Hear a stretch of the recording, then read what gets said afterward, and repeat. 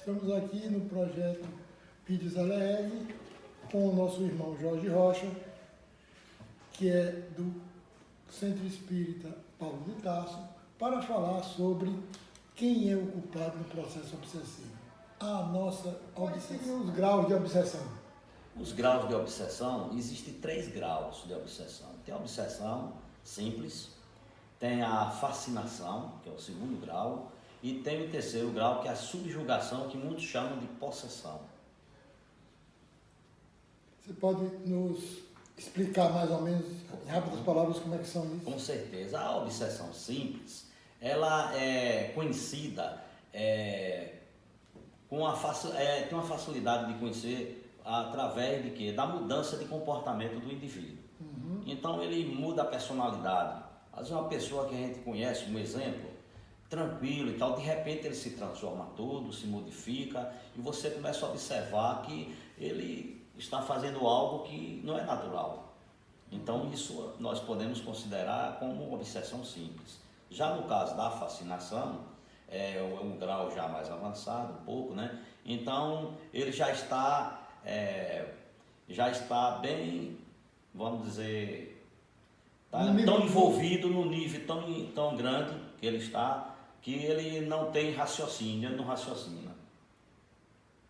Ele não observa direito o que é que está acontecendo com ele, e não acredita. Ele está fascinado, ele está totalmente fascinado. E na subjugação? E na subjugação, aí é o pior grau que tem, né? O grau mais alto que tem, a subjugação. Esse aí ele perde totalmente seu livre-arbítrio. Ele já não sabe mais o que é que está fazendo, já não sabe decidir mais. Quem está decidindo por ele é o espírito. E nesse caso, quais são os tipos de obsessão? Os tipos de obsessão são 4 tipos. Existe a obsessão de encarnado para desencarnado. Existe a obsessão de desencarnado para encarnado. Existe a obsessão de desencarnado para desencarnado. E a obsessão de encarnado para encarnado. São 4 tipos de obsessão. E como é que a gente faz para se livrar se tiver algum tipo de obsessão em cima de nós? Bem, há uma forma muito prática da gente... Primeiro é a pessoa reconhecer que está obsidiado. Porque se a pessoa não tiver humildade para aceitar que ele está obsidiado, porque às vezes ele não percebe, mas tem alguém que dá uma orientação, então fica difícil. Ele acreditar que ele está aí e mudar o seu comportamento, fazendo o quê? Uma reforma íntima, ou seja, uma transformação moral. É o que ele deve fazer, para poder ele se afastar. Nós sabemos que tem muitas pessoas que vão ao centro espírita em busca de quê? De se afastar do obsessor, mas ele não quer fazer a mudança, ou seja, a sua reforma íntima.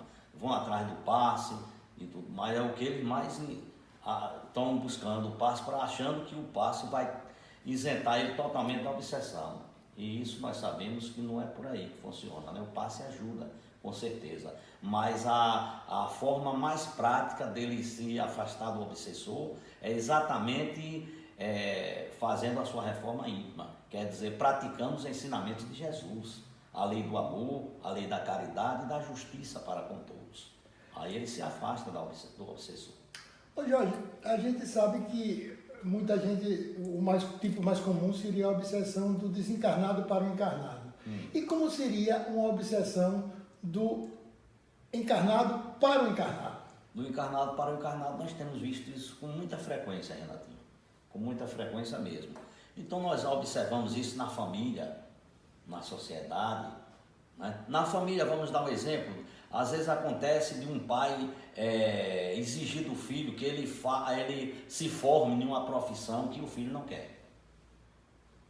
Então o filho não quer aquela profissão, ele decidiu por uma outra profissão, mas ele resolveu incentivar o filho só naquela profissão. Vamos dar um exemplo de médico, porque a gente vê isso muito. O filho não quer ser médico, o filho quer ser um advogado, e o pai insiste tanto, e de repente ele às vezes até se afasta de casa. Então isso é considerado uma obsessão de encarnado para encarnado.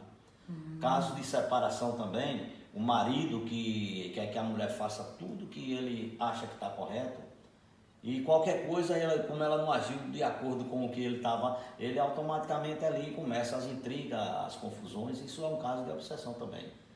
Que foi criado através de quê? Do ciúme. Como é que a gente poderia auxiliar um desencarnado, nós encarnados? Ah, pode sim. Eu até fiquei impressionado quando eu vi, eu estava estudando sobre esse assunto, eu vi um vídeo de Dr. Sérgio Felipe, né? Dr. Sérgio Felipe, ele é um cientista, neurocirurgião, psiquiatra também, diretor do Hospital das Clínicas de São Paulo, e ele é espírita. E ele falando que tinha uma senhora que perdeu uma filha, quer dizer, a filha desencarnou, jovem, em um acidente, e ela a partir desse momento começou a chorar muito e só vivia chorando, até que um dia, ela fazendo um tratamento, que ela entrou numa depressão, até que um dia ela sonhou com a filha. A filha disse: mamãe, por que a senhora chora tanto? Ela respondeu: minha filha, você deixou a gente tão jovem e você ainda pergunta? Não, minha mãe, não é por isso que a senhora chora.